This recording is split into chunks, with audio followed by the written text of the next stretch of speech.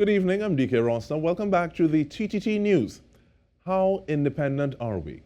How much of a republic are we? Simple questions do not always equate to easy answers. To help us go in-depth on Republic Day as a path to self-determination, we are joined by historian, educator, and so much more, Professor Emerita Bridget Brereton.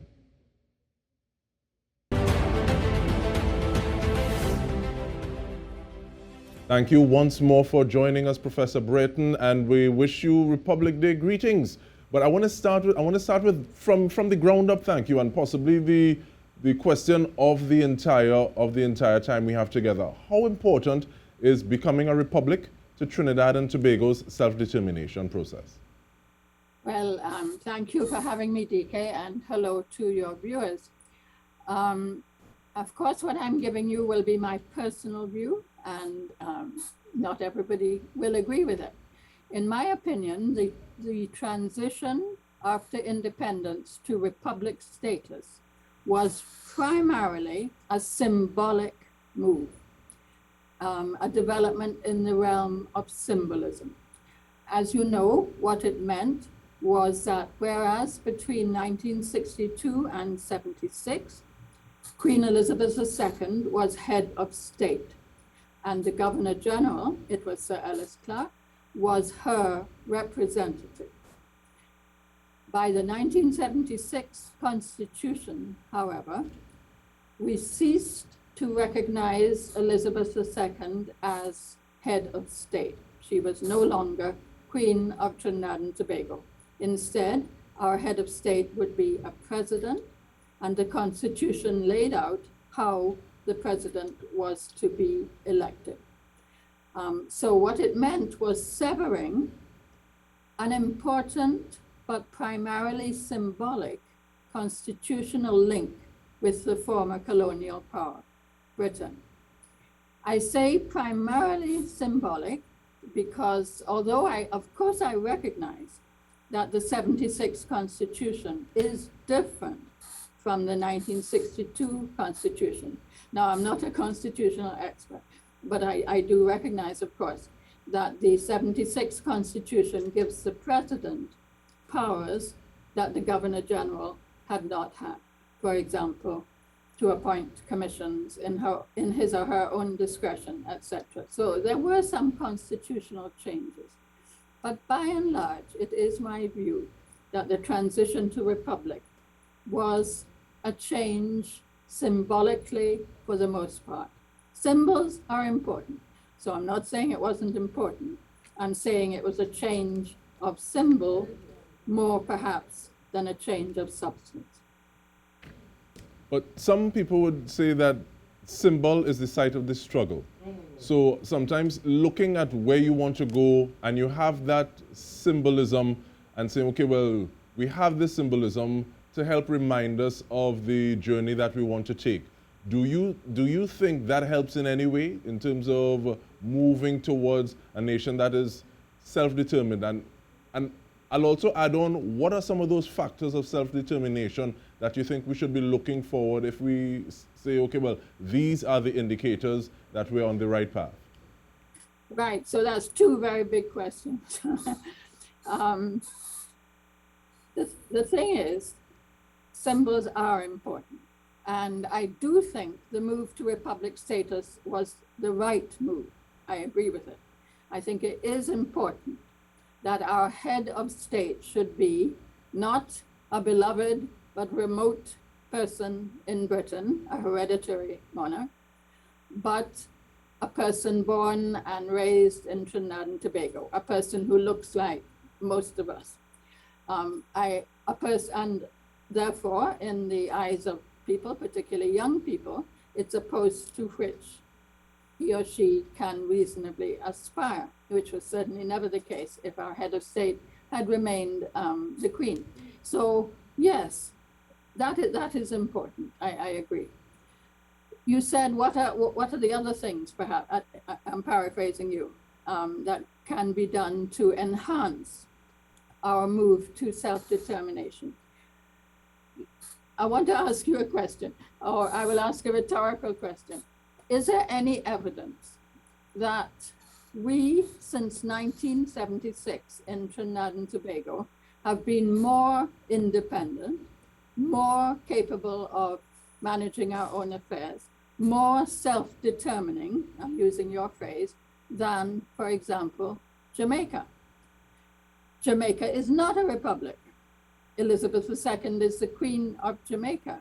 But you'd be kind of bold-faced to argue that Jamaica has been less self-determining than TNT has since we became a republic.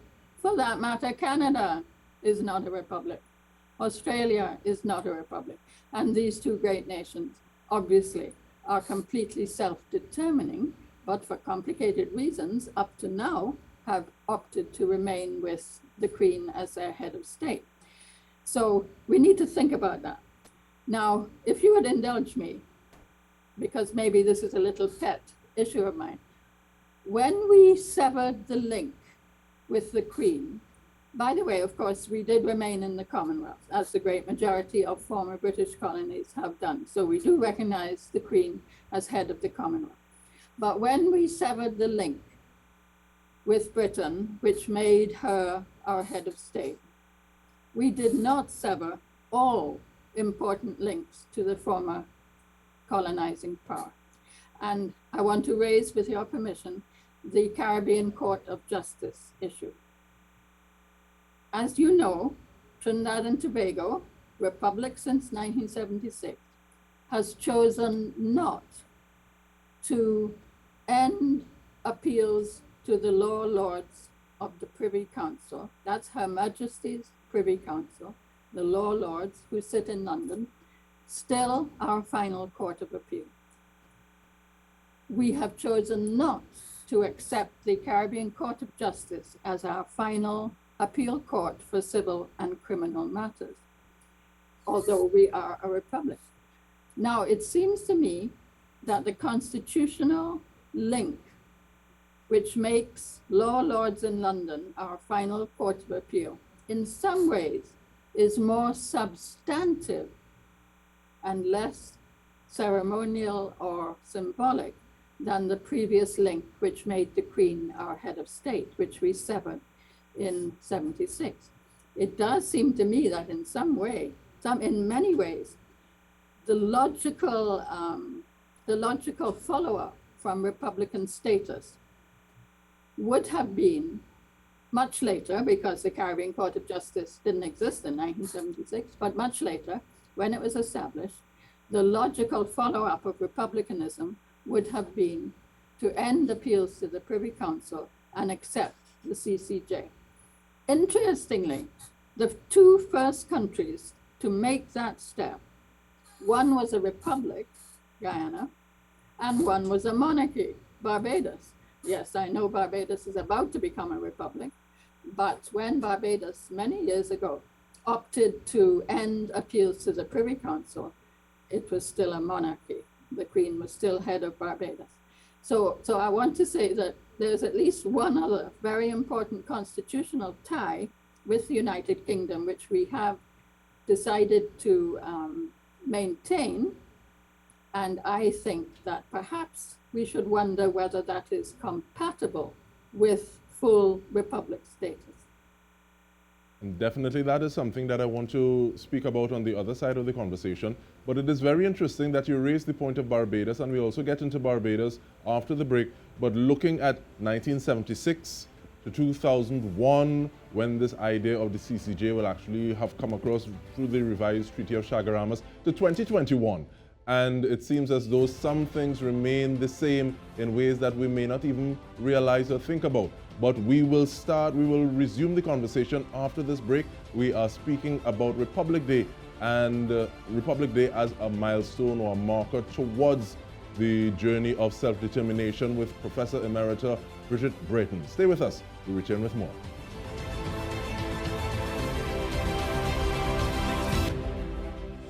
Welcome back to In Depth with me, Dike Rostant. We are speaking with Professor Bridget Brereton, and we were just getting onto the idea of Barbados and the moves that Barbados is making to become a republic.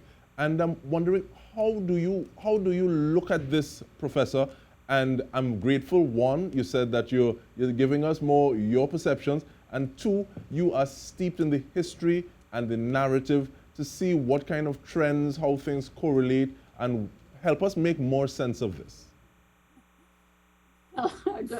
I'm not sure if I can.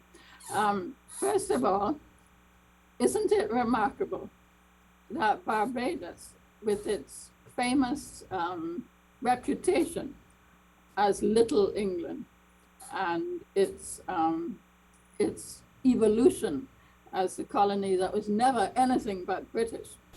The very first Europeans to get there were the Brits, and they stayed there, unlike Trinidad, for example, unlike even Jamaica, which was originally Spanish. Isn't it amazing that Barbados is moving to Republican status ahead of a country like Jamaica? To me, it is almost bewildering. And I think that does reveal that the decision to move to Republican status probably has a lot to do with local politics in each country. In the case of Barbados, we have an extremely progressive prime minister, and she has an enormous majority in her parliament. I believe there's only one opposition person in her parliament, and therefore she was able to do it. As far as I know, there was no referendum or widespread national consultation. If I'm wrong on that, I apologize. So I have no way of knowing if the majority of Barbadians support it. Perhaps they do. I admire Prime Minister Motley for making the decision to do it, and I'm particularly pleased that the first president of the Republic of Barbados is going to be a woman, the current Governor General, Her Excellency Sandra Mason. You know something, when we became a republic, it was indeed under roughly similar circumstances. What I mean by that, it was a decision made by Dr. Eric Williams, our Prime Minister since 1962. And when the decision was implemented, he also had a huge majority in Parliament. You're much too young to remember any of this. You weren't born.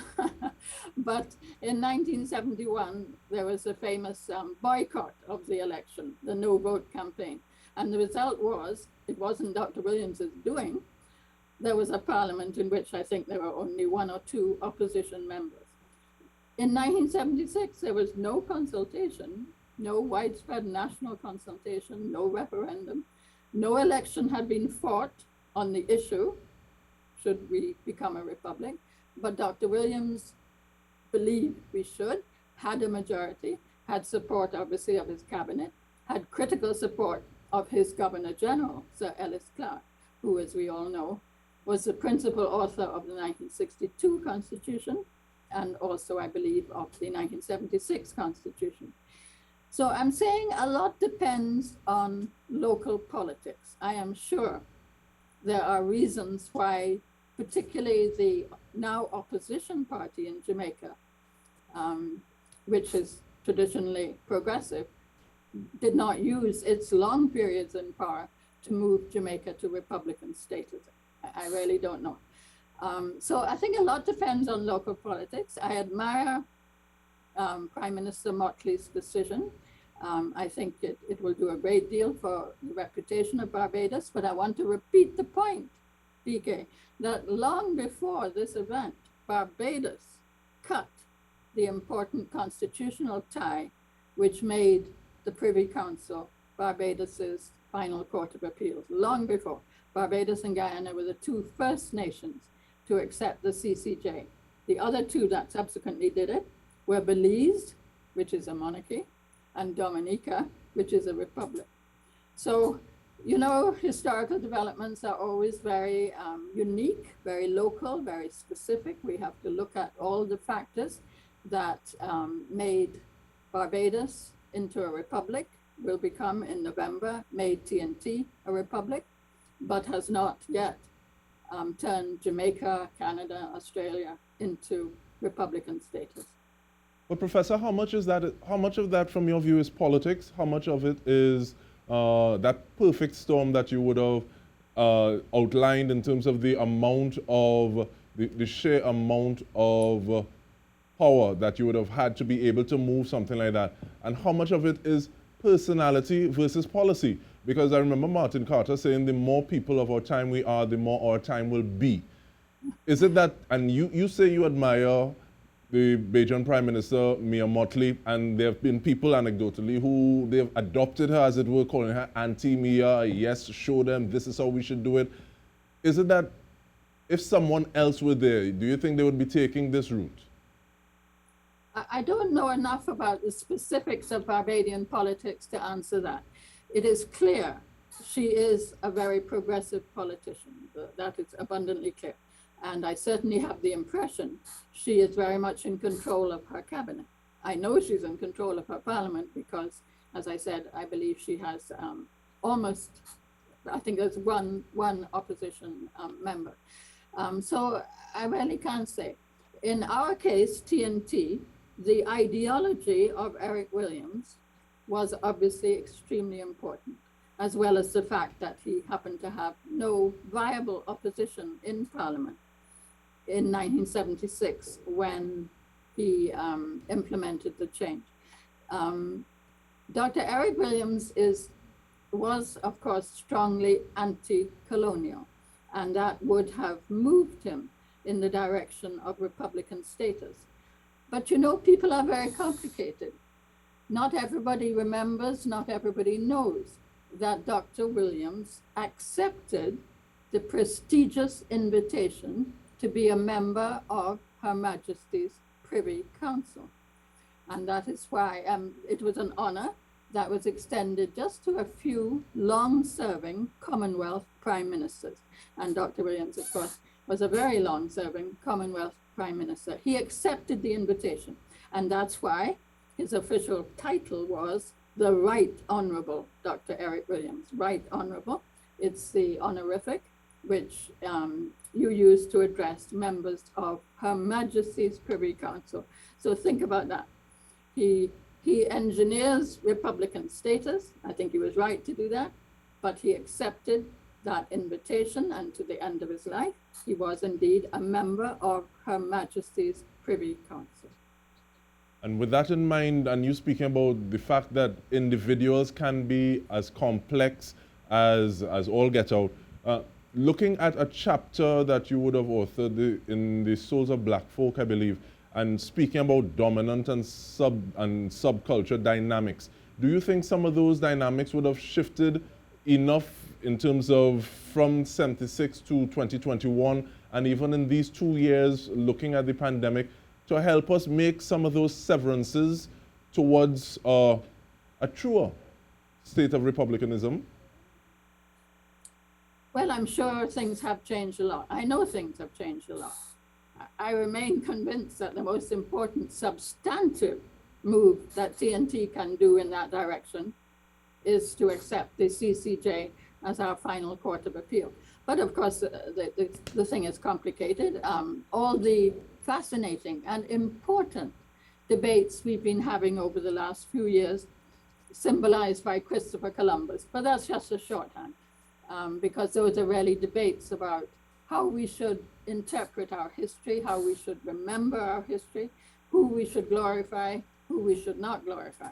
I think all those debates show we are moving in the direction of a greater sense of our history and a greater sense of self-determination and so on. I have no doubt we are moving in that direction. But to me, when we compare the two great constitutional developments of the modern era, independence, republic, to me, there could be no question that the independence was more important, more significant symbolically, more significant substantively. Independence was a huge thing.